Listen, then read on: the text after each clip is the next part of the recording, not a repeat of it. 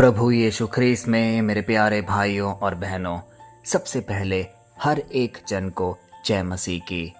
अपने आप को आशीषित समझिए, क्योंकि हम वो चुनी हुई प्रजा है जो एक कृतज्ञ दिल लिए हुए परमेश्वर के वचनों को सुनने के लिए उपस्थित हुए हैं।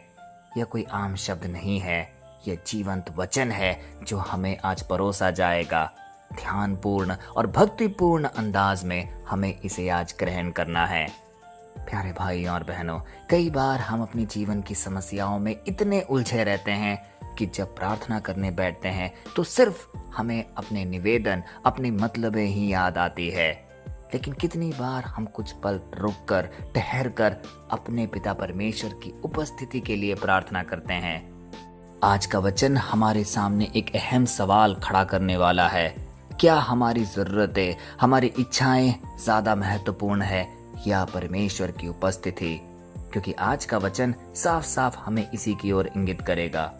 आइए आज के वचन का अध्ययन करें, जो कि लिया गया है एक पुराने नियम से, निर्गमन ग्रंथ अध्याय 33 पद संख्या 15, और वह इस प्रकार है।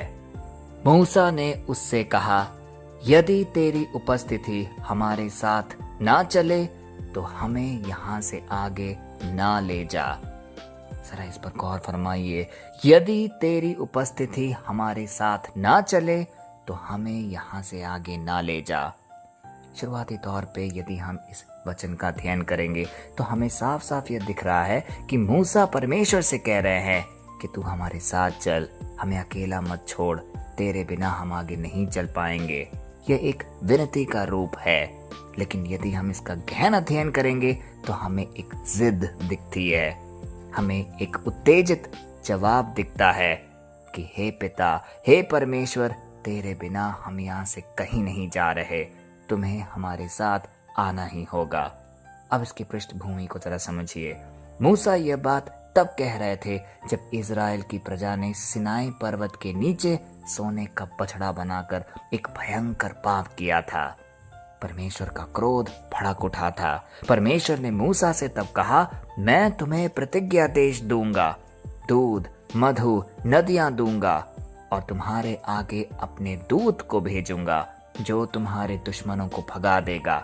लेकिन एक कंडीशन था, मैं स्वयं तुम्हारे बीच में नहीं चलूंगा। अब यहाँ संकट समझिए। परमेश्वर उन्हें सफलता, दौलत और सुरक्षा सब कुछ दे रहा था, लेकिन अपनी व्यक्तिगत उपस्थिति रोक रहा था। इस मोड़ पर मूसा ने वो किया जो कलीसिया का इतिहास बदल देता था। उसने परमेश्वर के वरदानों को दरकिनार कर अपने दाता की उपस्थिति को अधिक महत्व दिया और कहा, यदि तू मेरे साथ नहीं चल रहा तो हमें यहाँ से आगे ना ले जा। प्यारे भाई और बहनों, यहाँ हमें परमेश्वर की उपस्थिति का मूल्य दर्शाया जा रहा है। मूसा परमेश्वर से कह रहा है, हे प्रभु, मुझे तेरी दूर की आशीषें या तेरी दूध की परछाई नहीं चाहिए, मुझे तू चाहिए, तेरा चेहरा चाहिए, मुझे वो तेरी घनिष्ठता चाहिए जहां मैं तेरे चेहरे की मुस्कान हर पल देख सकूं और तेरी आंखों के हाव भाव को साफ साफ महसूस कर सकूं। प्यारे भाई और बहनों, कितनी बार हम अपने जीवन में जब किसी चीज के लिए विनती करते हैं, प्रार्थना करते हैं, उपवास करते हैं और जब वह हमें प्राप्त होती है, हो सकता है किसी प्रकार की बीमारी जिसमें हम ग्रसित हैं, उससे बाहर आने के लिए हमने कई मन्नतें की हो, प्रार्थनाएं की हो, और जब वो बीमारी हमसे दूर होती है, जब हमें चंगाई मिलती है, क्या हम कुछ पल ठहर कर परमेश्वर को धन्यवाद देते हैं? क्या हम उसकी उपस्थिति का मूल्य समझ पाते हैं? क्योंकि आज के जीवन में तो यदि हमारी चीजें, मतलबें पूरी हो जाए, यदि हम कुछ प्राप्त करने की चेष्टा कर रहे हैं, कोई ऐश और आराम, कोई सामान या चीज जब वो हमें मिल जाती है तो हम अक्सर प्रार्थना को भी छोड़ देते हैं, परमेश्वर की उपस्थिति को मूल्य देना बंद कर देते हैं, क्योंकि हम अपने आसपास के साहचर्य में ग्रसित हो जाते हैं। आज का वचन के द्वारा मूसा हमें साफ साफ ये संदेश दे रहे हैं कि जिन भी वरदानों के लिए तुम अपने जीवन में प्रार्थना कर रहे हो, यदि वह तुम्हें मिल भी जाए, लेकिन परमेश्वर की उपस्थिति तुम्हारे साथ ना हो तो वह सब बेकार है। इसीलिए हमें आज के वचन का मर्म समझकर अपने जीवन में ढालना ही होगा। जिस भी चीज के लिए हम प्रार्थना कर रहे हैं वह सही है, क्योंकि परमेश्वर ही हमें हर चीज प्रदान करता है। लेकिन सर्वोपरि हमें उसकी उपस्थिति के लिए भी प्रार्थना करना है।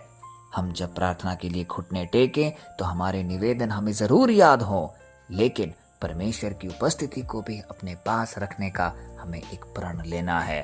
बिना उसके कुछ भी संभव नहीं, उसके बिना सब कुछ अधूरा है। तो आइए कुछ पल मौन रहकर अपने सर्वशक्तिमान पिता परमेश्वर से एक खास संवाद करें।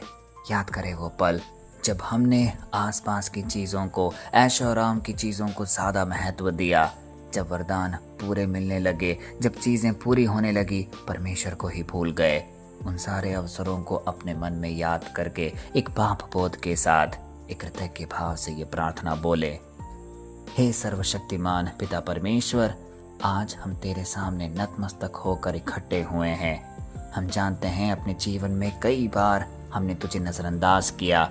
जब भी जो चीजें हमने मांगी, जब वो पूरी हो गई तो हमने प्रार्थना करने से भी हिचकिचाया। हे प्रभु, हमें हमारी उस स्वार्थी मसीहियत के लिए क्षमा कर, जिसके कारण हमने कई बार तेरी उपस्थिति को छोड़कर संसार की भौतिक आशीषों और दूध मधु की नदियों के पीछे दौड़ते चले गए। हे प्यारे यीशु, आज इस सभा में जितने भी भाई बहन अपने जीवन के किसी भी रेगिस्तान से गुजर रहे हैं, जो अपने करियर, विवाह या भविष्य के फैसलों को लेकर चिंतित है, कश्मकश में है, हे पिता, इसी वक्त अपने पावन हाथों को हम सब पर रखकर हम सबको चंगाई प्राप्त करा, हमें शांति प्रदान कर, हमारे भीतर अपनी हुजूरी के लिए एक ऐसी तड़प पैदा कर कि तेरे बिना एक कदम भी आगे बढ़ने ना पाए। हर एक सांसारिक सफलता के घमंड को हमारे मनों से उखाड़ फेंक और हमें सिर्फ तेरी संगति का भूखा बना। हमारा जीवन तेरी हुजूरी से ही हमेशा जाना जाए। यीशु के पवित्र, जीवित और सबसे सामर्थी नाम पे ये सारे निवेदन हम करते हैं। आमीन। प्यारे भाई और बहनों, आज के बाद जब भी परिस्थितियां आपको बिना प्रार्थना किए जल्दबाजी में फैसला लेने के लिए उकसाए, या शैतान कहे कि तरक्की के उस रास्ते पर आंख बंद करके दौड़ जा, तो तुरंत अपने कदमों को रोकना, अपने हाथों को स्वर्ग की ओर उठाना और पूरे अधिकार के साथ घोषणा करना, मैं संसार की अंधी दौड़ में भागने वाला लाचार इंसान नहीं हूँ। मुझे परमेश्वर की आशीषों से ज्यादा आशीष देने वाले के चेहरे से प्यार है।